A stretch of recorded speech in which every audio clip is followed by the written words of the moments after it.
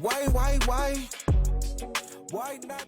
So you guys have probably seen all the news coverage and the stories about these strikes of these alleged drug boats. And even from the beginning of this, from the first time this happened, many of us were saying, this doesn't seem legal. You have these boats that are in international waters. The United States government, the Trump administration, are deciding that these are narco-terrorists. So they're striking these boats. They're saying these boats are terrorists who have drugs. They're trying to come to America and bring fentanyl in and all this stuff, right?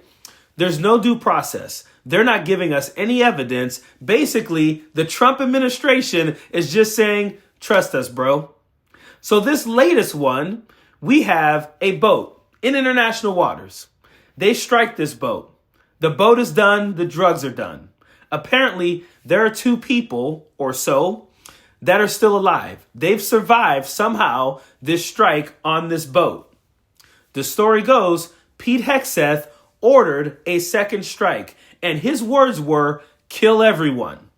Now, the first time Donald Trump was asked about this, he said, oh, if there was a second strike, I wouldn't like that. But Pete Hegseth said to me that didn't happen. But I'm going to look into it because really, I don't know what's going on. That's always his story. I haven't heard about it. I haven't seen it. But I'll get back to you in a couple of weeks about this. Well, the media kept on pressuring them. So then the story was, okay, it may have happened, but it didn't happen the way that you guys are trying to say it happened.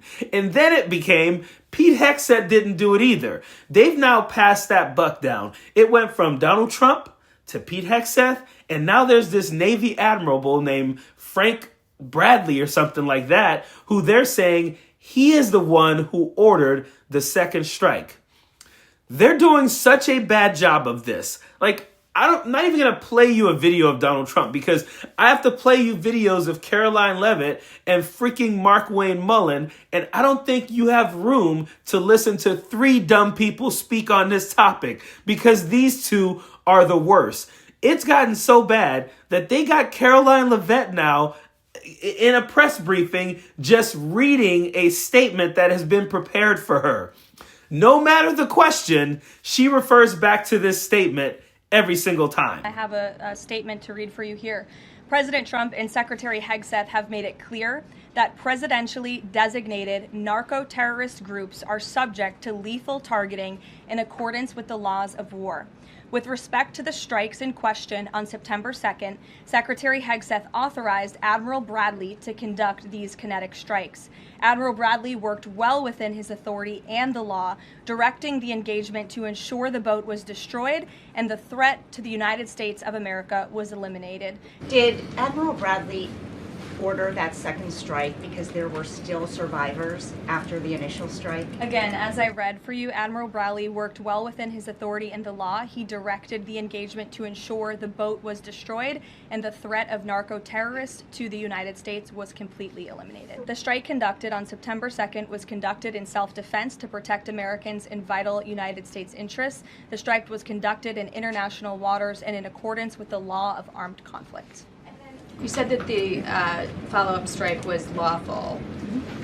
What law is it that allows no survivors? The strike conducted on September 2nd was conducted in self-defense to protect Americans in vital United States interests. The strike was conducted in international waters and in accordance with the law of armed conflict. You said that that second strike was in full accordance with the law of armed conflict, but the Navy's own manual of law of war says that specifically firing on survivors from a wrecked vessel is an example of a war crime that's forbidden under U.S. law and the law of armed conflict.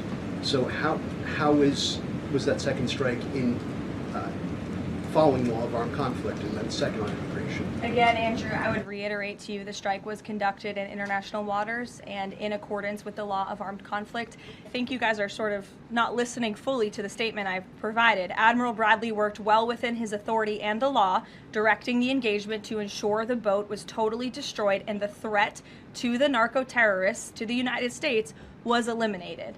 So as you can see, they don't even have an answer. Caroline Leavitt isn't even allowed to elaborate. And I like how she says at the end, I don't think some of you guys are really listening or understanding the statement that I'm reading. No, they're trying to get an actual answer to the question.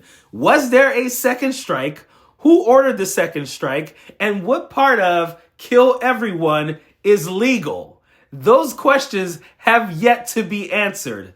But now you have that admiral in the Navy who is calling people on the Hill. He's trying to clear his name. He's now realizing that the buck is now with him. He realizes that Donald Trump tried to pass it on to Pete Hegseth. And Pete Hegseth said, nah, bro, we got to pass it on to someone else. So now this poor dude, who probably really had nothing to do with it, probably just following the orders of Pete Hegseth, who's following the orders of Donald Trump, he's now out there trying to explain himself.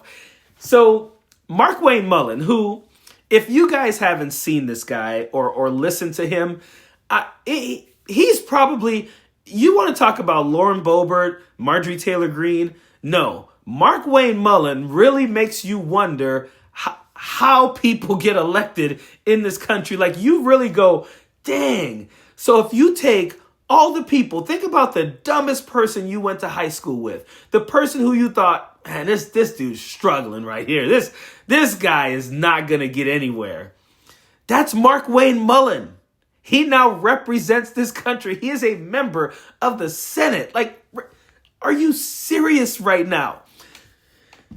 So that guy gets asked about this.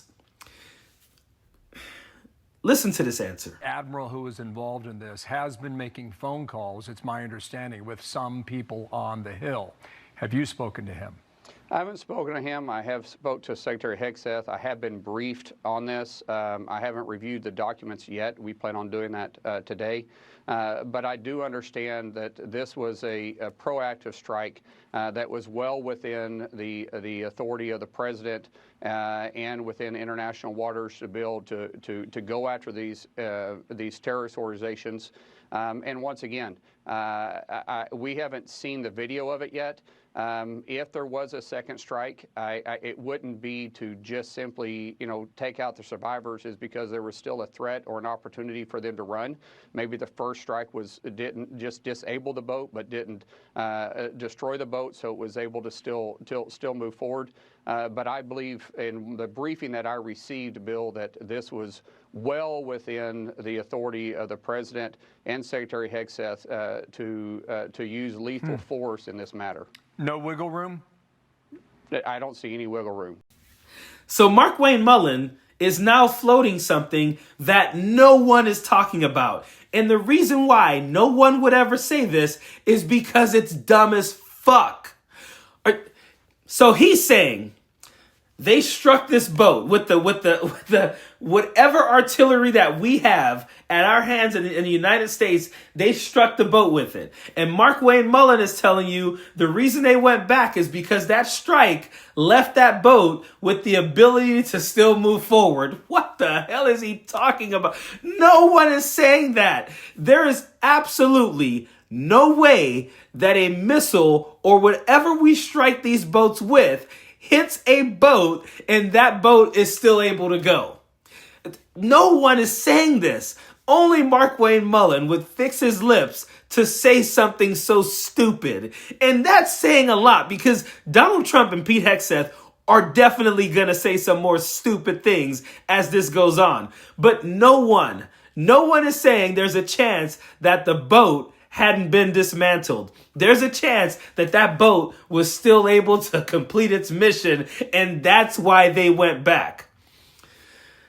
Okay, so you have other people out there who are now starting to distance themselves a little bit. There are multiple senators and members of Congress who are starting to distance themselves. Many of them who said, we kind of agree with what happened. I'm pretty sure this was done legally or whatever. Some of them are now even saying, it's a little questionable. But if there were survivors on that boat clinging for their lives right now, they were injured, but they weren't killed.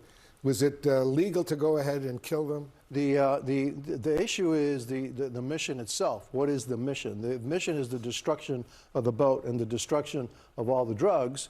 then yeah, okay, that's the mission. And so if the mission was, well, now just to have a second strike to kill the survivors, that is That is potentially could be a war crime. That's questionable. And so again, what is the mission, and what did the admiral think? What is he carrying? I'm confident that the admiral thought he was carrying out his mission, But why is which it is questionable? Why is it questionable to order a strike to kill individuals who are survivors? These are terrorists. Okay, these are absolute terrorists. But they're wounded. I didn't see this kind of scrutiny when the Obama administration was launching drone strikes against terrorist organizations in the Middle East. I mean, that happened all the time. Okay. It's more than questionable. It's illegal. And you know it. And we know you know it. Full stop. And the fact that these people get so flustered, they're so bad at their jobs, that he would take this interview and not be prepared to answer the questions that are going to be asked of him, that he gets flustered and so backed into a corner that he resorts to bringing up Barack Obama, the dude who was in office 10 years ago. Why aren't they questioning when Barack Obama did this? Some of the people who are questioning you about this right now, some of the senators, members of Congress, people in the media, they weren't around 10 years ago. You guys, the reason why you're doing this is because you don't want to fully go against Donald Trump right now, but you're trying to leave yourself a little bit of room so you don't find yourself in front of a judge and a jury. Because believe me, this admiral, this dude is going to take the fall for all of this. There's no getting out of this. There are already members of Congress who are saying, this happened. He said, kill everyone. They went back and they killed these people. They did not go back to make sure that that boat was fully disabled. They went back to take care of people because here's the reason. They don't want people to be able to testify and say, we weren't on a boat with drugs. We were not on a boat with drugs. We got no type of due process. There was nothing. So that is why they're trying to clean everything up. And again, from day one, many of us were saying, this doesn't seem legal.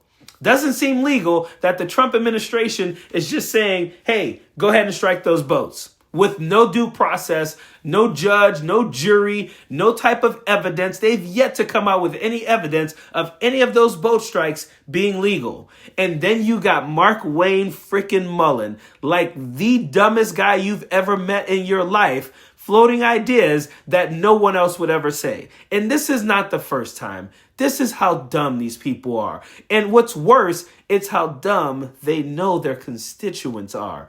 Markwayne Mullin does not say things like this if MAGAs haven't fallen for it before. Donald Trump does not lie in Air Force One about this if MAGAs have not fallen for it before. Pete Hegseth doesn't pass the buck down to someone else and tell a complete lie if MAGAs haven't fallen for it before. The Republican Party is so dumb and unserious. People who still support these people are just dumb and unserious. I have no other words for them. This is freaking pathetic that this is the best representation we can have in this country right now. My goodness. Listen, one thing I got to say, there's a district in Tennessee, big vote happening today. Go out and support the Democratic candidate, please. This would be huge for taking away some of the power that Republicans and Donald Trump have right now. It's a special election happening today. Get up, get out, and vote. Make your voices heard. If you have not yet subscribed to my channel, please do. We're on the road to 200,000 subscribers. And as always, I appreciate you guys. Period. Don't want no enemies or ops. Envy in their heart, I tell them stop.